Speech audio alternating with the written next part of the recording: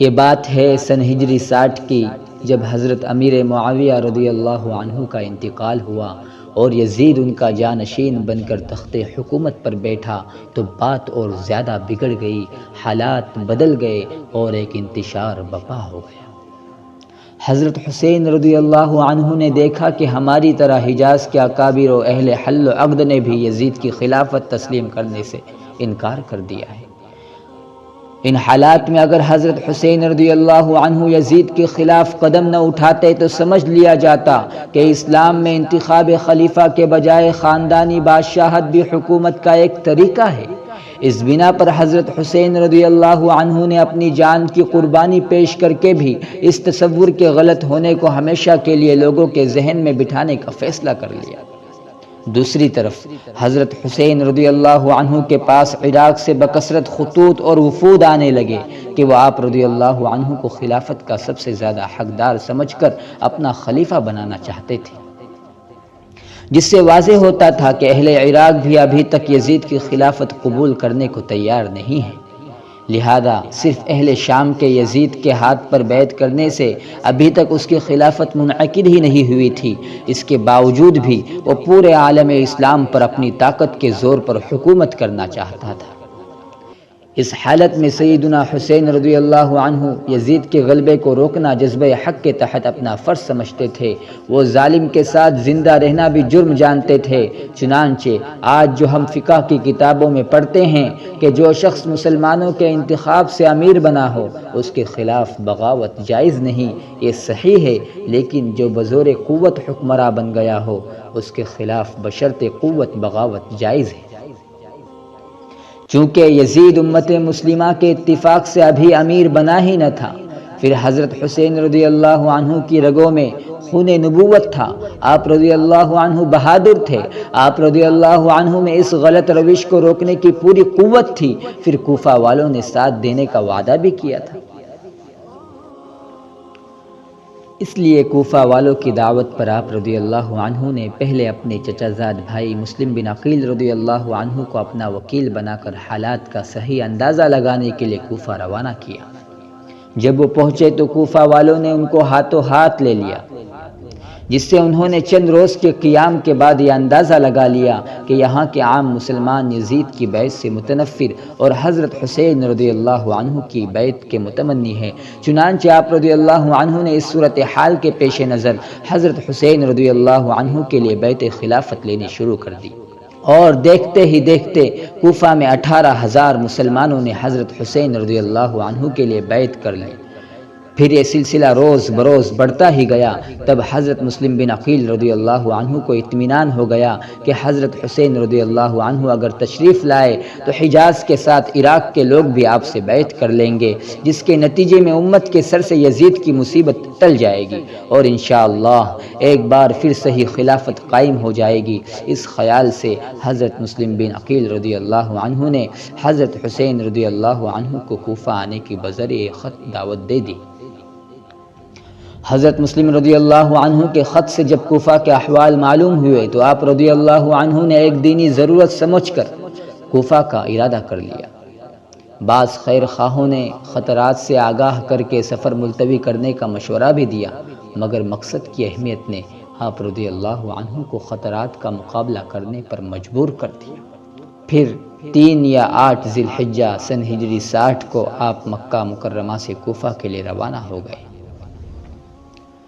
ادھر کوفہ کے احوال شاہی جاسوسوں کے ذریعے کوفہ کے دارالحکومت دمشق میں یزید کو پہنچے تو یزید نے اپنے خاص لوگوں کے مشورے سے بصرہ میں عبید اللہ بن زیاد کے نام ایک تاکیدی خط لکھا کہ فوری طور پر کوفہ جا کر مسلم بن عقیل کو خارج البلد کرو، اگر وہ مزاحمت کرے تو گرفتار کر کے قتل کر دو۔ خط ملتے ہی ابن زیاد بصرہ سے کوفہ آیا اور جامع مسجد میں سب کو جمع کر کے ایک سخت تقریر کی کہ امیر المؤمنین یزید نے مجھے تمہارے شہر کا حاکم بنایا ہے اور حکم دیا کہ میں تم میں سے جو مظلوم ہو اس کے ساتھ انصاف کروں، مطیع کے ساتھ احسان کروں اور باغی کے ساتھ سختی کروں۔ یاد رکھو میں فرما برداروں کے ساتھ تو باپ کی طرح شفقت سے پیش آؤں گا، لیکن مخالفوں کے لیے سم قاتل ہوں۔ اس تقریر سے کوفہ کے حالات میں تبدیلی پیدا ہو گئی۔ بعض نے خوف سے تو بعض نے لالچ میں آ کر حضرت مسلم بن عقیل رضی اللہ عنہ کا ساتھ چھوڑ دیا۔ راہوں میں آنکھیں بچھانے والے اب آنکھیں چرانے لگے۔ حالات اچھے ہوں یا برے، بدلتے ہوئے دیر نہیں لگتی۔ اور صاحبو، دو چیزیں انسان کو حق سے محروم رکھتی ہیں، نمبر 1 جہالت، نمبر 2 ضد۔ اور دو چیزیں انسان کو حق سے ہٹاتی ہیں، نمبر 1 خوف، نمبر 2 لالچ۔ چنانچہ جہالت اور ضد نے مکہ کے مشرکوں کو حق سے محروم رکھا اور خوف و طمع نے کوفہ کے منافقوں کو حق سے دور کر دیا۔ حضرت مسلم بن عقیل رضی اللہ عنہ کو جب یہ حال معلوم ہوا تو بہت افسوس کیا، مگر معاملہ بہت آگے بڑھ چکا تھا۔ وہ وقت بھی آیا کہ آپ رضی اللہ عنہ کا ساتھ دینے والا اللہ جل شانہ کے سوا کوئی نہ رہا۔ کوفہ میں آپ تنے تنہا رہ گئے۔ بالآخر آپ رضی اللہ عنہ کو گرفتار کر لیا گیا۔ جو گرفتار کرنے آئے تھے ان میں سے محمد بن اشعث سے آپ رضی اللہ عنہ نے فرمایا، ایک آدمی فوری طور پر حضرت حسین رضی اللہ عنہ کی خدمت میں روانہ کر کے یہ اطلاع کی جائے کہ وہ جہاں ہوں وہاں سے واپس لوٹ جائیں اور کوفہ والوں پر ہرگز اعتماد نہ کریں۔ پھر آپ رضی اللہ عنہ نے قریبی اعزاء میں سے ایک عمرو بن سعد کو 3 وصیتیں کی۔ نمبر 1 میرا 700 درہم کوفہ میں قرضہ ہے، وہ ادا کر دیا جائے کہ قرض شہید کا بھی معاف نہیں۔ نمبر 2 حضرت حسین رضی اللہ عنہ کو عزت کے ساتھ واپس جانے دیا جائے۔ نمبر 3 میری لاش لے کر دفن کر دی جائے۔ اس کے بعد حضرت مسلم بن عقیل رضی اللہ عنہ کو قصر شاہی کی بالائی منزل پر لے جا کر گردن مار کر شہید کر دیا گیا اور بڑی بے دردی کے ساتھ سر اور دھڑ نیچے گرا دیا گیا۔ انا للہ و انا الیہ راجعون۔ وصیت کے مطابق محمد بن اشعث نے سیدنا حسین رضی اللہ عنہ کو اطلاع پہنچائی تو اس وقت آپ مقام ثعلبہ تک پہنچ چکے تھے۔ خبر سن کر سمجھ گئے کہ اب ان کے لیے کوفہ میں کوئی گنجائش نہیں اور نہ اس عظیم مقصد کا امکان ہے جس کے لیے اس سفر کا آپ نے عزم کیا تھا۔ لہذا واپسی مناسب تھی، کیونکہ جنگ و جدال کا مقصد بالکل نہ تھا۔ پھر بعض رفقائے سفر کا مشورہ بھی یہی تھا، مگر حضرت مسلم بن عقیل رضی اللہ عنہ کے اولاد اور بھائی وغیرہ کہنے لگے، واللہ ہم تو مسلم کا قصاص لیں گے یا پھر انہی کی طرح جام شہادت پی لیں گے۔ سوچا ہے کفیل اب کچھ بھی ہو ہر حال میں اپنا حق لیں گے، عزت سے جیے تو جی لیں گے یا جام شہادت پی لیں گے۔ اس موقع پر حضرت حسین رضی اللہ عنہ نے فرمایا، اب اس کے بعد زندگی میں کوئی خیر معلوم نہیں ہوتی۔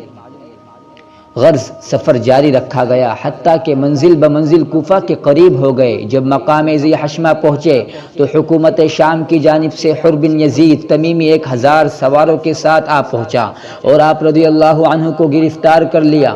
تب آپ رضی اللہ عنہ نے وضاحت فرمائی کہ لوگو، میں خود یہاں نہیں آیا، تمہارے بلاوے پر آیا ہوں۔ تمہارے بہت سے خطوط اور وفود میرے پاس پہنچے کہ ہمارا اس وقت کوئی امیر اور امام نہیں، لہذا آپ آ کر ہماری رہبری فرمائے، اس دعوت پر میں آیا ہوں۔ اب اگر تم اپنے وعدوں اور عہدوں پر قائم ہو تو میں تمہارے شہر کوفہ چلوں، اور اگر تمہاری رائے بدل گئی ہے، میرا آنا تمہیں پسند نہیں، تو پھر میں جہاں سے آیا ہوں وہی لوٹ جاتا ہوں۔ جواباً حر بن یزید نے کہا، ان خطوط اور وفود کی ہمیں کچھ خبر نہیں، نہ ہم ان کے لکھنے والے ہیں اور نہ ہمارا ان سے کوئی واسطہ ہے۔ ہمیں تو امیر کا حکم ہے کہ جہاں آپ سے ملاقات ہو فوراً آپ کو عبید اللہ بن زیاد کے دربار میں گرفتار کر کے پہنچایا جائے۔ حضرت حسین رضی اللہ عنہ فرمانے لگے، اس سے تو پھر موت ہی بہتر ہے۔ حر کہنے لگا، مجھے تو آپ سے قتال کا حکم نہیں، اس لیے آپ کوئی مناسب راستہ اختیار کریں، اگر جنگ ہوئی تو آپ یقیناً مارے جائیں گے۔ حضرت حسین نے فرمایا، تم ہمیں موت سے ڈراتے ہو؟ تو سنو، اس موقع پر میں وہی کہتا ہوں جو حضور اکرم صلی اللہ علیہ وسلم کی مدد کو نکلنے والے صحابی نے اپنے بھائی کو کہا تھا، سأمضی وما بالموت عار علی الفتى اذا ما نوى خيرا وجاهد مسلما فإن عشت لم أندم وإن مت لم ألم كفى بك ذلا أن تعيش وترغما. میں تو اپنا ارادہ پورا ہی کروں گا اور مرنے میں جوا مرد کو عار نہیں جبکہ اس کی نیت خیر کی اور مسلمان ہو کر جہاد کرنے کی ہو. پھر اگر میں زندہ رہا تو کوئی ندامت نہیں اور اگر مر گیا شہید ہو گیا تو کوئی ملامت نہیں. اور تمہارے لیے اس سے بڑی کیا ذلت ہوگی کہ ذلیل اور رسوا ہو کر زندگی گزارو. حر بن یزید متاثر ہوا مگر حکومت کی نمائندگی کی وجہ سے مجبور تھا. آپ رضی اللہ عنہ کے قافلے کو لے کر آگے بڑھا. جب مقام نینوا پہنچے تو عبید اللہ بن زیاد کی جانب سے کوفہ کا ایک قاصد آ کر حر بن یزید کو ایک خط دیتا ہے جس کا مضمون یہ تھا: جس وقت میرا یہ خط ملے تم حسین کو گھیر کر کسی ایسے چٹیل میدان میں لے آؤ جہاں نہ کوئی جائے پناہ ہو نہ پانی کا چشمہ. اور میں نے اس قاصد کو حکم دیا ہے کہ جب تک تم میرے اس فرمان کی تعمیل نہ کرو وہ تمہارے ساتھ رہے. خط پڑھ کر حر بن یزید نے حضرت حسین رضی اللہ عنہ کو سنا کر اپنی مجبوری ظاہر کی کہ اس وقت میرے سر پر جاسوس مسلط ہے، لہذا میں آپ رضی اللہ عنہ سے کوئی مصالحت نہیں کر سکتا.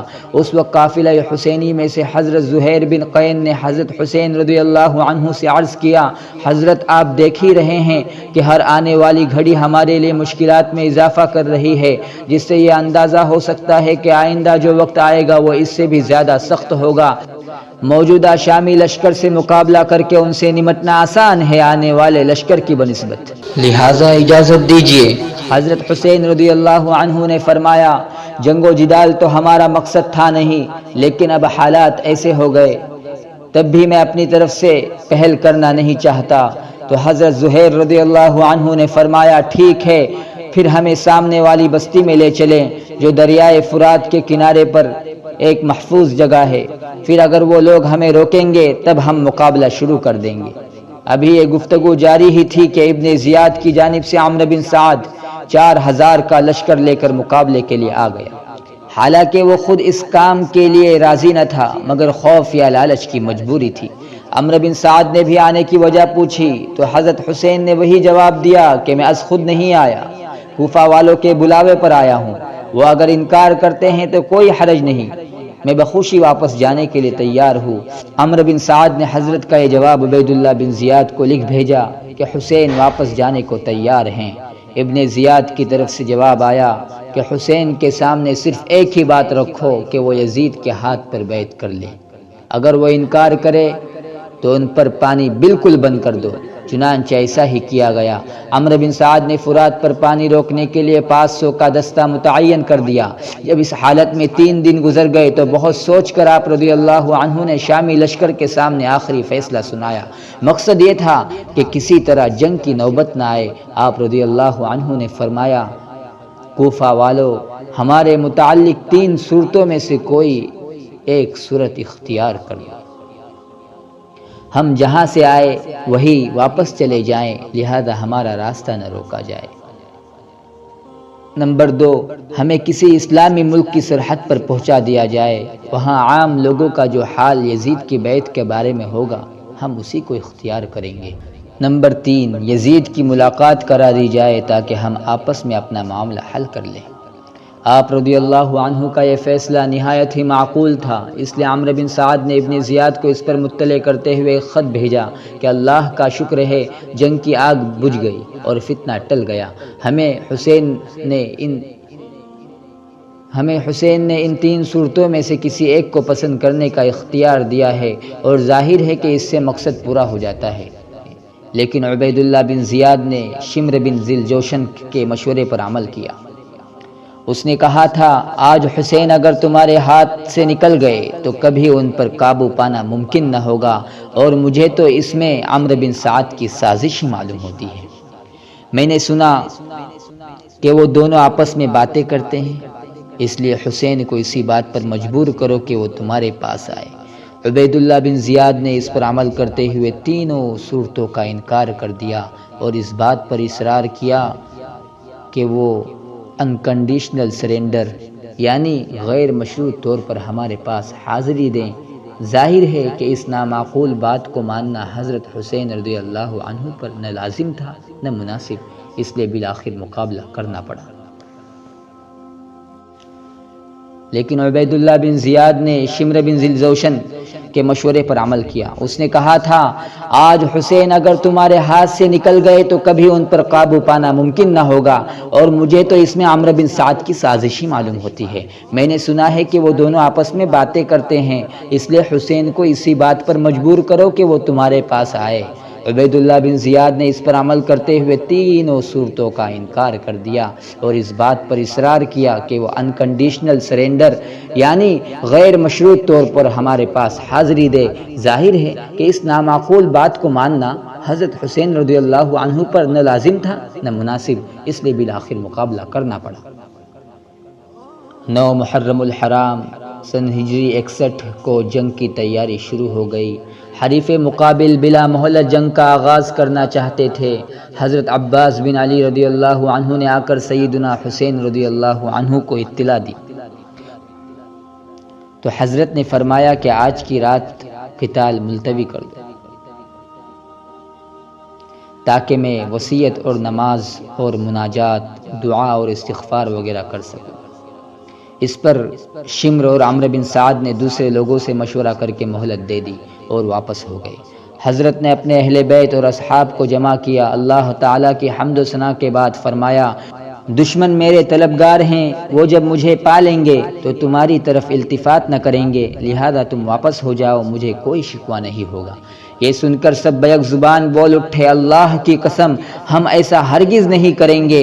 بہن زینب بے قرار ہو کر رونے لگی تو آپ رضی اللہ عنہ نے تسلی دی، پھر وصیت فرمائی، میری بہن میں تمہیں اللہ تعالیٰ کا واسطہ اور قسم دیتا ہوں، میری شہادت کے بعد ماتم نہ کرنا، سینہ کو بھی نہ کرنا، آواز سے رونا اور چلانا نہیں۔ افسوس کہ آج جب حسین رضی اللہ عنہ کے دعوے دار ہی آپ رضی اللہ عنہ کی اس آخری وصیت کی مخالفت کرتے ہیں۔ اس کے بعد آپ رضی اللہ عنہ نے پوری رات نماز، دعا اور استغفار میں گزاری۔ یہ عاشورہ کی رات تھی۔ صبح یوم عاشورہ جمعہ اور ایک روایت کے مطابق سنیچر تھا۔ صبح کی نماز کے بعد شامی لشکر سامنے آ گیا۔ حضرت حسین رضی اللہ عنہ کے پاس اس وقت کوئی لشکر جرار نہیں تھا، بلکہ کل ملا کر 72 افراد تھے، جس میں سے 32 سوار اور 40 پیادہ تھے۔ لشکر حسینی کو ترتیب دیا گیا، زہیر بن قیس کو دائیں بازو اور حبیب کو بائیں بازو کی قیادت سونپی گئی اور جھنڈا اپنے بھائی حضرت عباس کو دیا۔ سامنے 4000 کا لشکر مسلح تھا۔ آغاز جنگ سے قبل حر بن یزید اپنی سابقہ کارروائی پر نہایت نادم ہو کر حضرت حسین رضی اللہ عنہ کی خدمت میں حاضر ہوئے اور عرض کیا، میری ابتدائی غفلت کا یہ نتیجہ ہے، واللہ مجھے یہ اندازہ نہ تھا کہ معاملہ اس حد تک پہنچ جائے گا۔ حضرت معاف فرما دیجئے، میں سچے دل سے تائب ہوتا ہوں۔ اب جنگ ہو ہی رہی ہے تو میں آپ رضی اللہ عنہ کی حمایت میں قتال کرتا ہوا جان دے دوں گا، اور پھر ایسا ہی ہوا۔ صاحبو، دلوں اور ذہنوں کی دنیا میں بھی انقلاب آتے دیر نہیں لگتی۔ جب قسمتوں کا پاسا پلٹتا ہے تو ایسا ہی ہوتا ہے کہ بے شان و گمان یک بیک حالات بدل جاتے ہیں اور دیکھنے والوں کی نظر حیرت زدہ ہو کر رہ جاتی ہے کہ یہ کیا سے کیا ہو گیا، آنن فانن کام ہو گیا۔ جنگ سے پہلے سیدنا حسین رضی اللہ عنہ نے شامی لشکر کے قریب جا کر بطور اتمام حجت ایک خطبہ دیا کہ شاید وہ خون ناحق سے بچ جائے، جس میں فرمایا، أيها الناس اسمعوا قولي ولا تعجلوني حتى أعظهم بما يجب لكم علي وحتى أعتذر إليكم من مقدمي عليكم، فإن قبلتم عذري وصدقتم قولي وأنصفتموني كنتم بذلك أسعد، ولم يكن علي سبيل، وإن لم تقبلوا مني العذر فأجمعوا أمركم وشركاءكم، ثم لا تكن أمركم عليكم غمة، ثم قضوا إلي ولا تنذروني، إن وليي الله الذي نزل الكتاب وهو يتولى الصالحين۔ لوگو میری بات سنو، جلدی نہ کرو تاکہ میں حق نصیحت ادا کروں جو میرے ذمے ہے، اور تاکہ میں تمہیں اپنے یہاں آنے کا سبب بیان کروں۔ پھر اگر تم میرا عذر قبول کرو، میری بات کی تصدیق کرو اور میرے ساتھ انصاف کرو تو اس میں تمہاری سعادت مندی ہے، اور پھر تمہارے لیے میرے ساتھ قتال کا کوئی راستہ نہیں۔ لیکن اگر میرا عذر قبول نہ کرو تو تم سب مل کر مقرر کرو اپنا کام اور جمع کر لو اپنے شریکوں کو، پھر نہ رہے تم کو اپنے کام میں شبہ، پھر کر گزرو میرے ساتھ اور مجھے مہلت نہ دو۔ بلا شبہ میرا ولی اللہ ہے جس نے کتاب اتاری اور وہی صالحین کا ولی ہے۔ اخیر کے الفاظ وہ ہیں جو حضرت نوح علیہ السلام نے اپنی قوم کو کہے تھے، اور پھر آپ رضی اللہ عنہ نے نصیحت آمیز باتیں بیان فرمائی۔ جب گفتگو طویل ہونے لگی تو شمر نے آگے بڑھ کر پہلا تیر چلا دیا، اور اس طرح تیر اندازی کا سلسلہ شروع ہو کر گھمسان کی جنگ ہوئی، جس میں فریق مخالف کے بھی کافی لوگ مارے گئے اور حضرت کے بہت سے رفقا بھی شہید ہو گئے۔ اسی اثنا میں نماز ظہر کا وقت ہوا۔ جس کے کانوں میں کملی والے نے اذان دی ہو، اس کی نماز کب قضا ہو سکتی تھی؟ آپ رضی اللہ عنہ نے تلواروں کے سائے میں بھی نماز عشق ادا فرمائی۔ نماز ظہر صلاۃ الخوف کے مطابق ادا کی گئی۔ حضرت رضی اللہ عنہ کے رفقا یکے بعد دیگرے جام شہادت نوش کر گئے۔ اب حضرت رضی اللہ عنہ تقریباً تنہا رہ گئے۔ اللہ اللہ، انقلاب زمانہ کا کیسا عجیب اور عبرتناک منظر تھا، جس کے نانا کے گھر کی پاسبانی ملائکہ کرتے تھے، کربلا میں اس وقت ان کا نواسہ تنہا رہ گیا۔ روئے زمین پر اللہ جل شانہ کے سوا اس کا کوئی ناصر اور حامی نہ رہا، لیکن اس کے باوجود بھی کسی کو جرأت نہ ہوئی۔ کچھ دیر تک یہی کیفیت رہی۔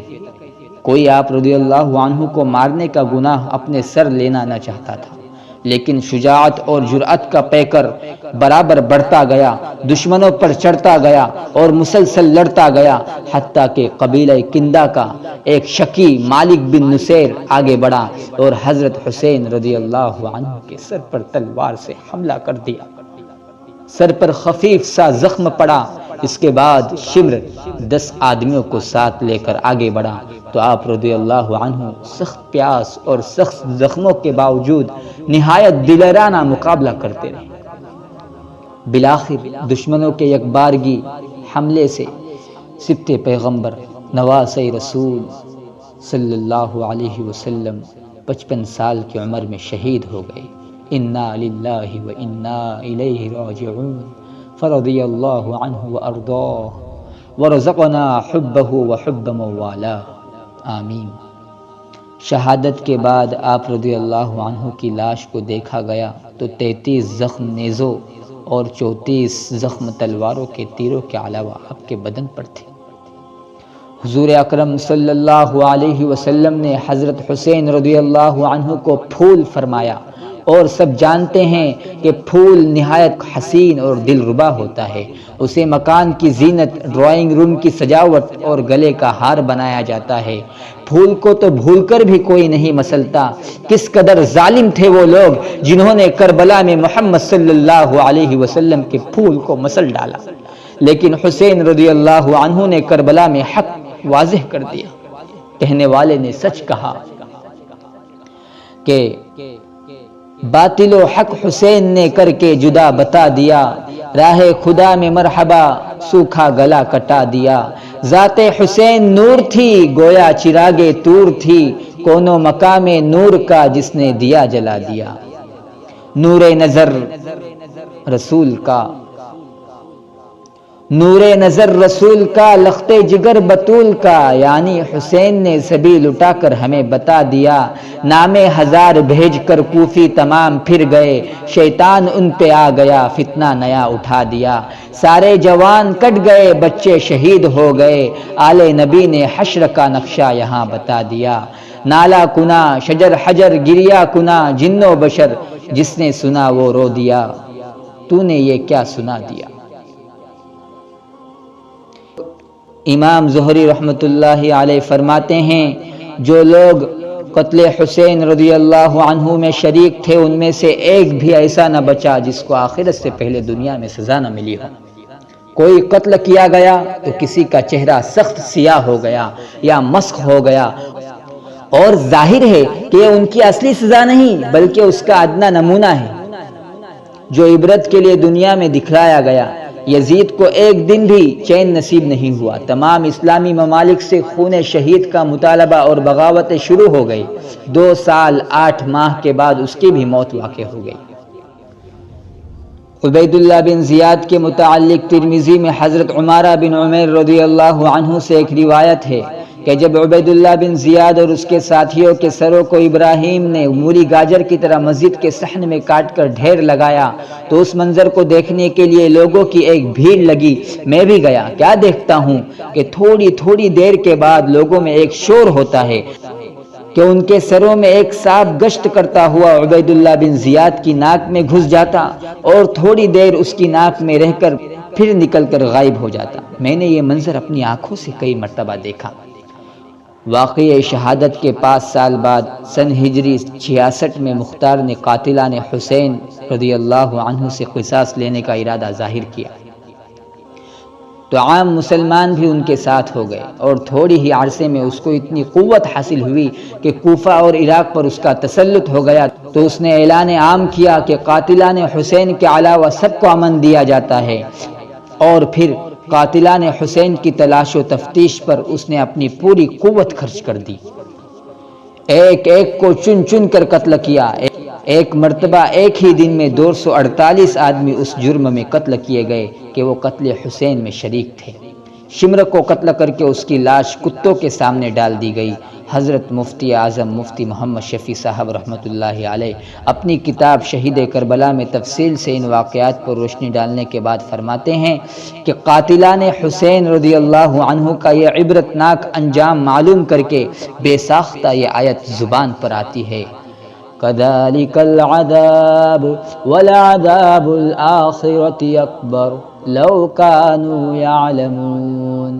اللہ جل شانہ کا عذاب ایسا ہی ہوتا ہے اور آخرت کا عذاب تو اس سے بھی بڑا ہے، کاش وہ سمجھ لیتے۔ حق تعالی ہمیں حقائق سمجھا دے، آمین۔ وآخر دعوانا ان الحمد للہ رب العالمین۔